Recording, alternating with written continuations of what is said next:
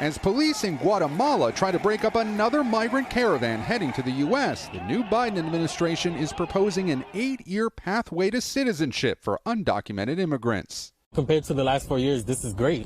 This is a miracle. Jorge Benitez Perez is a recipient of DACA, which allows people who were brought to the U.S. illegally as young children to stay here. The proposed bill would allow so-called dreamers to immediately apply for a green card. Other qualifying immigrants could get temporary status for 5 years and could apply for citizenship 3 years after that. Biden has also said he'd help reunite the hundreds of undocumented children still separated from their parents after crossing the border. Among migrants, anxiety has mounted since President Trump took office.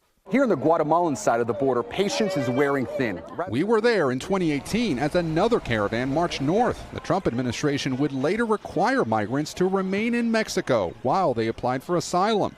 Opponents of Biden's proposal say it amounts to amnesty. If you're going to reward people who broke the law in front of everybody else who respected it, it sends a bad signal. Immigration reform fizzled in Congress during the Bush and Obama administrations, but Democrats now say it's a priority. Gabe Gutierrez, NBC News, Washington.